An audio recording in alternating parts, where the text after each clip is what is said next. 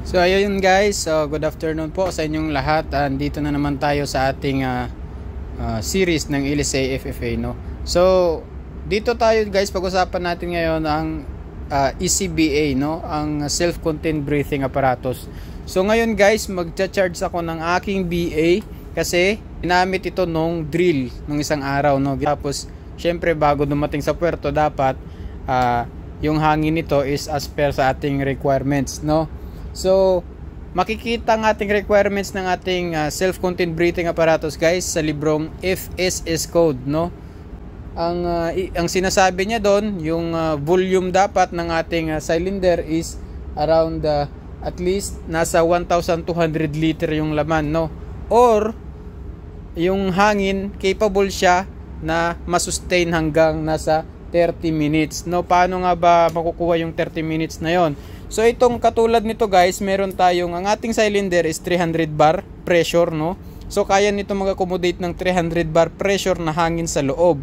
So 6 liter cylinder ito, no. Ang nakalagay dito 6 liter cylinder. So meron yang nakalagay dito. Tapos i-multiply mo lang yon. Ibig sabihin nun guys, kung halimbawa nabawasan yung hangin mo, katulad kanina nung chinek ko to, nasa 200 liters, 200 bar na lang yung hangin. So ang 6 liters na volume ng ating cylinder, no, multiply mo siya sa 200 bar na laman ng hangin sa loob, no.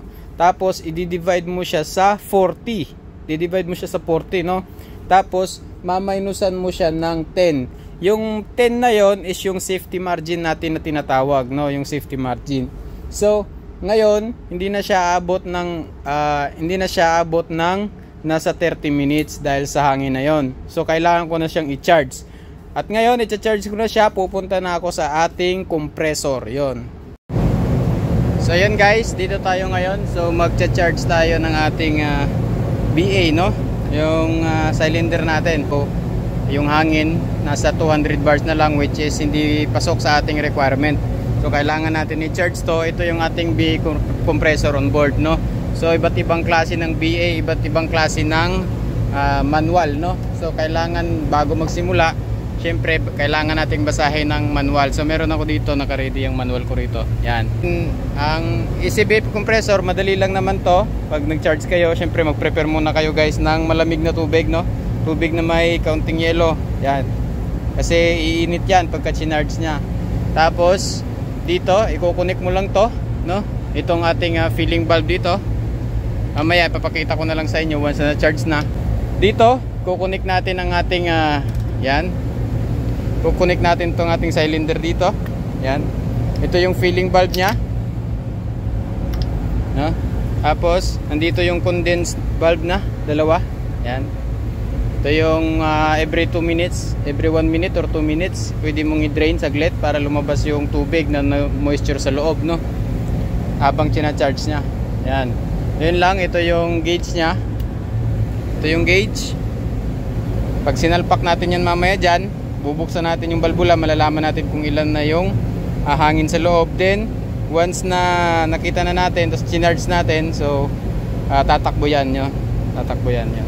So bago ka magsimula lagi, pag nagcha-charge ka, tandaan nyo lagi, so i-check nyo yung overall condition, no? Kasi baka mamaya yung katulad nyan, yung mga wire ko, kung hindi nakalibre yan, maaaring pumasok dun sa may fan, so kakainin siya.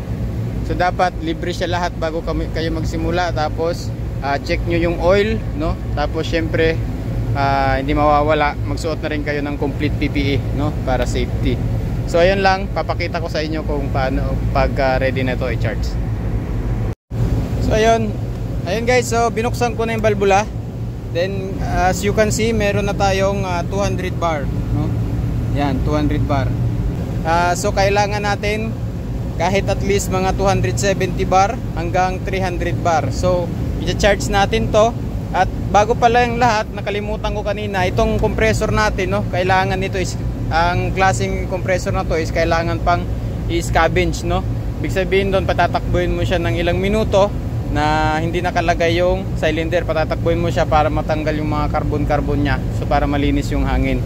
So yun lang, once na ready na to, ready na lahat, magsuot ka na ng PPE mo, then pwede mo na i-start. Pwede na natin i-start to, no? Bukas na rin itong filling valve, so yung ang hangin didiretso na sa loob, kasi once na naka-close to, hindi didiretso yung hangin doon sa kanya. At syempre, itong bottle valve, no, kailangan bukas na rin to, no? Yan. So make sure lang, at saka laging i-check nyo yung o-ring, no, yung o-ring sa loob ng ating connector, kasi yan ang pinaka-importante. Pag walang o-ring, nako, maglilik yan. So yun. So ayun, patakbuhin na natin. Yan.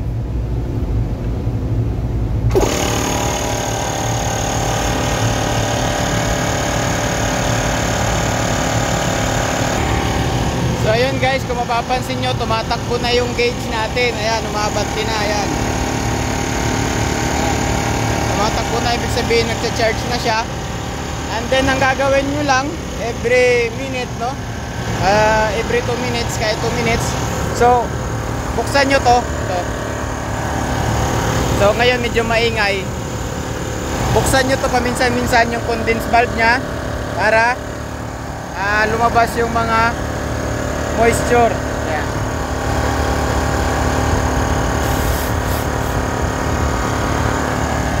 Yan. Ganon. So ayun guys, kung mapapansin nyo ngayon, almost 300 bar na siya. Ayan. So ayan. Wait lang, klaro ba? Ayan, almost 300 bar na siya. So pasok na siya sa ating requirement ng ating FSS code, no? Doon nga sa sinabi ko, ang requirement is yung cylinder, kung ilang litro yung cylinder mo, multiply mo dun sa BA pressure mo, yung pressure ng hangin sa loob, i-multiply mo, then divide mo sa 40, no? Tapos lagyan mo ng -10 as safety margin. Yun ang requirement ng ating FSS code.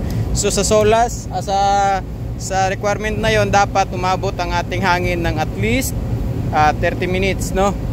So sa ating kaso, kung umabot ka man ng 300 bar dito, so aabot ka ng mga around 35 minutes, no? Sobra-sobra. So kailangan lang natin ng at least 30 minutes sa requirement.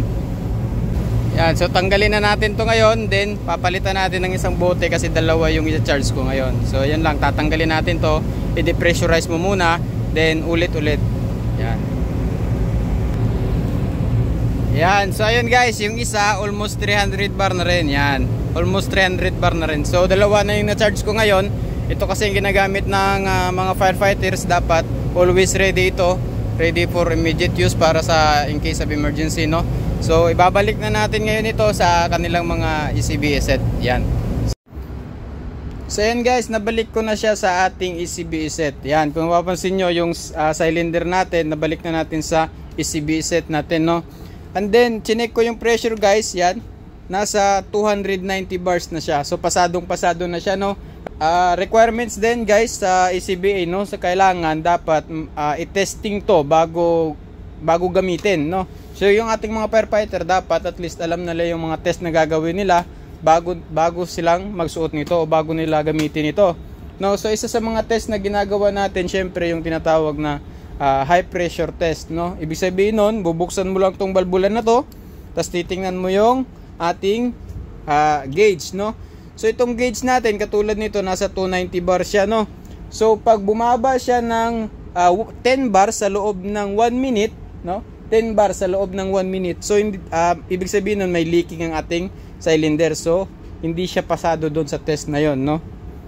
Ang pangalawa is yung warning test na tinatawag o yung sinasabing audible alarm, no? So ito guys, tinanggal ko lang to dito sa mask lang to, baka magtaka kayo, no? Yan, tinanggal ko lang yan dyan para ipakita sa inyo kung paano kung gumagana ang ating warning test na tinatawag o low level test. Yan, maraming tawag dyan, pero warning test na lang. Para yung audible alarm, dapat pag itong gauge na to pumunta na dun sa pula, bumaba na hanggang dun sa pula, so magwa-warning na siya, magkakaroon na siya ng ingay, no? Magkakaroon na ng ingay, warning yun sa ating firefighter na kailangan na nila mag-back out kasi paubos na yung hangin nila, no? So i-testing natin kung gumagana.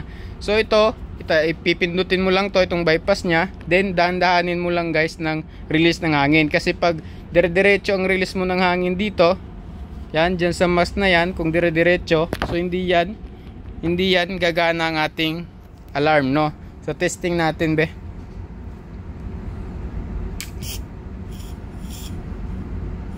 Yan, dahan-dahanin lang natin, ha. Tapos titingnan natin kung gagana ang ating warning test. Yan, ang ating low level alarm kung tutunog. Yan, itanong ko lang yan sa palad ko, guys, ha. Dinikit ko lang para dahan-dahan lang yung release ng hangin.